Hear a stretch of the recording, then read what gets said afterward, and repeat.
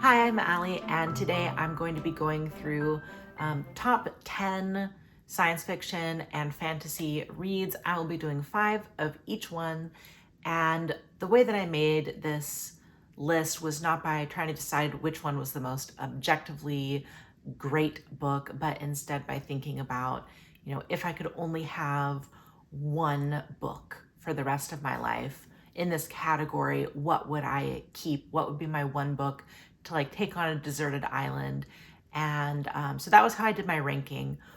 So if you see something that's not as high, that's it. It's just, then the number one book is if I could only have one book ever, that's the book I would want that I could read over and over and over again forever. So I hope you enjoy. Number 5 on my top 5 favorite sci-fi is The Time Traveler's Wife by Audrey Niffenegger. It is her debut novel, and I have read some of her books that she's published since then, but this one is my favorite. This book is rather polarizing, it seems. People either really like it or really dislike it. Obviously, I fell into the category of people who like it. And I think that you will like it too if you like books with darker elements, especially if you like books with gothic elements in them. So The Time Traveler's Wife is about a man who travels through time, but he doesn't have the ability to control it. So he randomly jumps around within his own timeline. And it's essentially the story of how he falls in love with his wife, how they meet, how they fall in love, their marriage, all of their joys and struggles with each other, and the impact that his time traveling has, obviously, on their relationship.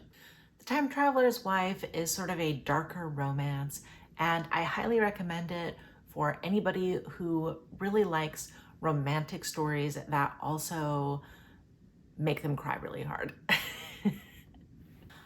All right, so number 5 on my top 5 fantasy is Serena by Donna Jo Napoli. So this is one of my childhood favorite books. I was probably a little bit too young when I first read this. I was kind of precocious. I would say this is an older YA or adult fantasy book, but this spoke to me immediately. It is a retelling with a lot of Greek mythology. It's set during the Trojan War. So Serena is about a mermaid named Serena, and she and all of her mermaid sisters are mortal, but they can become immortal if they win the love of a human man. So they sing to lure sailors to their island, but inevitably the ships crash on the rocks and the men die. So Serena flees from her home over this and goes to a new island, the island of Lemnos. And if you know your Greek myths, you might have a guess about what happens next. It is a love story. So this is one of my favorite love stories of all time. I highly recommend it to anyone who likes fairy tales and retellings, especially if you like Greek mythology.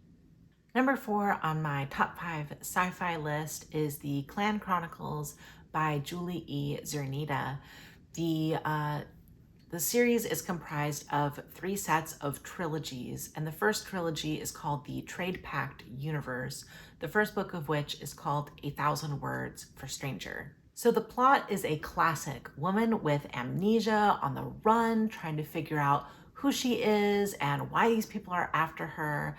And what makes this book and this series so special and so unique is the wonderful ability that the author has to create very, very unique aliens. So the author, Julie Zernita, she's a biologist, and that specialization of hers really, really shines through in her writing. And you should read this or anything else that she's written if you really love a well done, different alien who does not seem human. Number 4 on my top 5 fantasy is American Gods by Neil Gaiman. It's hard to describe really what the book is about. It's about reality, but not just one reality, many realities, but our minds and our perceptions and how we create and influence our own reality.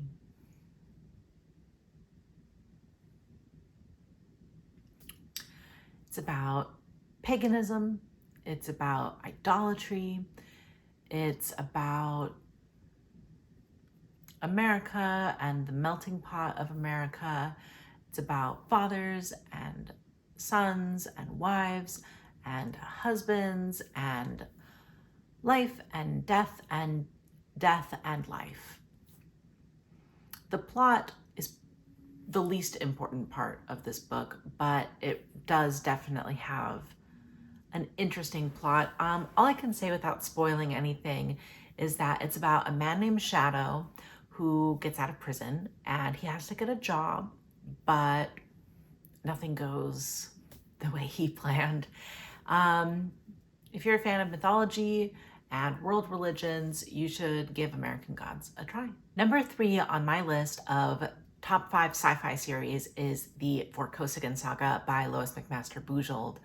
It's a really fun and really surprisingly deep series, but it features a lot of heist and mercenary stories.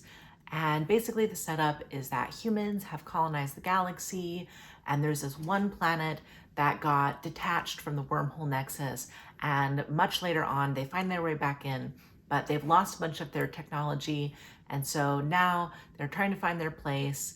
And the main character of these series is Miles Vorkosigan, and he's one of the best main characters in all of fiction. He is disabled and he's super intelligent, and he is just determined to outsmart everyone who he can't physically overpower, which is pretty much everyone, and to just prove himself no matter the cost. Very fun, highly recommend it. Number 3 on my top 5 fantasy is The Blue Sword by Robin McKinley. This is my go-to comfort read. I've been reading and rereading this since I was a teenager. It's YA fantasy, but it's a old school, more very wholesome YA. This is a true quality YA. Very solid. There's no love triangles. There's a very minimum amount of romance while still containing a love story. I would give this a shot even if you're not usually a fan of YA. This is not 21st century YA, that's for sure. The Blue Sword is set in a world very similar to our own, but like a step or two sideways. There's magic, and the main setting is a country called Daria, which is very reminiscent of colonial India or maybe like 1800s Afghanistan. And the story is about an orphan girl named Harry who becomes the heir to this legendary sword. And she's under the force of this wild magic that operates a little bit like fate, and it pushes and pulls people and events around. And it's just a great adventure story, and you should read it if you like stories about brave women, and especially if you like Saint Joan of Arc. Number 2 on my most favorite sci-fi list is the Pern series by Anne McCaffrey. So these are in fact science fiction, not fantasy. They are sort of masquerading as fantasy, but they truly are science fiction.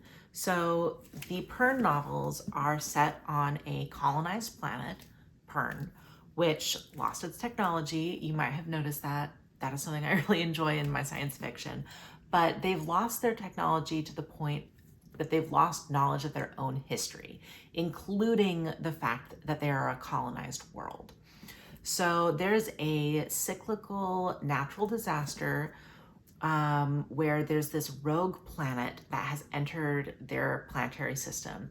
And whenever this rogue planet gets too close to Pern, it drops this parasitic organism known as thread. And the thread eats everything organic in its path. And the only things that can really stop thread are fire, you can burn it, or if it lands in water, it will drown. And so that's about it. So the original colonizers did not know about this thread. And so they show up, they set up their colony, and then thread comes and they have to totally figure out a new way of doing everything. They wind up essentially cannibalizing their technology in order to be able to create protections against the thread. And they develop these creatures that they call dragons. And they look like dragons from, old Earth mythology. And they fly and they can breathe fire. And so there's a group of people called dragon riders who ride on their dragons and go and burn the thread out of the sky to save the people and the villages below. So the best place to start the Pern books is with the trilogy, the internal trilogy, The Dragon Riders of Pern. So the Pern series itself is very long, but the beginning of the series is comprised of 2 trilogies. And I have the omnibus copies for both right here. So this trilogy, the first book is called Dragonflight, and then there's Dragon Quest. And then the third book in this trilogy, The White Dragon, is actually the 6th book. So what you should do is read the first 2 from this trilogy. Obviously, it doesn't have to be this exact copy. And then you want the Harper Hall of Pern. And the Harper Hall of Pern is, Harpers are essentially bards. My favorite books within the series, just for pure nostalgia factor, are the first 2 books in the Harper Hall trilogy. I read those first before I read the rest of the series, so they always have a special place in my heart. But I especially love these. It's about a girl named Manali. She's right here, and she is a musician, and she grows up in what's essentially a little fishing village, and they don't like that she's a musician because they think that she should spend her time working and catching fish and repairing nets and doing important things and not messing around making music. And so it's essentially this great story about how she finds a place that accepts her for who she is and loves her talents, and she has fire lizards who are more than pets. They're more like special companions, but these are so wonderful. Much later on in the Pern series, via publication order, you do eventually get stories that are set way earlier in the history of Pern that are actually about the colonizers who first land and colonize the planet. So if that is something that you are more interested in this story of colonization, you can absolutely just skip ahead to those books. It's okay, you can just read those. There are also books set between the initial colonization and when this series starts that I believe are written by Anne McCaffrey's son. I have not read those, but they are technically included as part of the Pern novels. So just so you know, when you pull it up on Goodreads or whatever and you see that there's a million books, but that's not necessarily the core series. So please don't get overwhelmed. If you read the first 3, the first 6, you will get a fairly complete story. You don't feel pressured to read 20 books. Number 2 on my fantasy top 5 is The Lord of the Rings. It's a masterpiece. It's fantastic. You already know what it's about. It's got elves, it's got hobbits, it's wonderful. I love it. If you haven't read it, read it. All right, and now my number 1 favorite science fiction series is The Book of the New Sun by Gene Wolfe. The Book of the New Sun is probably the best book that I've read as an adult for the first time, and easily the most life-changing book that I have encountered in my adulthood. There's way too much to unpack about this series for this video, but this is an epic science fantasy post-apocalyptic story. Pretty much impossible to describe in a little snippet. And honestly, these books are way better if you can go in pretty much blind. But read this, try these if you are open to a story that is simple but crazy and becomes crazier and crazier the more and more you dig into this. So let me know if you would be interested in me doing a longer, more analytical or discussion-based video about Book of the New Sun. I really can't review it any more than just saying 10 out of 10, but I would be happy to make more of an analytical video if that's something that anybody would be interested in. My number one top favorite fantasy is A Wrinkle in Time by Madeleine L'Engle. It is a true work of literature. It is not a book for children. It is a book for everyone. I first read A Wrinkle in Time when I was in about second grade, and I've read it and I've read it and I've read it and I've read it all through my life. It is an exceptionally meaningful book to me. It's my favorite book, and A Wrinkle in Time absolutely made Madeleine L'Engle my favorite author. A Wrinkle in Time is about a high school girl named Meg Murray who is visited by supernatural beings and then travels through space and time with her little brother and one of her friends to rescue her father from evil. It has been classed both as fantasy and science fiction. They do go to different planets and they do meet aliens, but there are very large magical elements to this story. So truly it's a science fantasy, but I would ultimately consider this to be more of a fantasy work. It has a lot of major themes of good versus evil and conformity versus individuality and the power of love and the power of family. There are a lot of religious themes. Madeleine L'Engle was Episcopalian and she was quite religious, and she did include many elements that I would consider to be obviously Christian in her work. However, A Wrinkle in Time has received criticism both for being too Christian and for being anti-Christian. So it is a book that features heavily on like banned book lists, and you will have to read it and decide for yourself what message you think the book is sending. But if you like Book of the New Sun, my number one favorite sci-fi book, you should read this book. And honestly, everyone should read this, but especially anybody who enjoys symbolism within literature.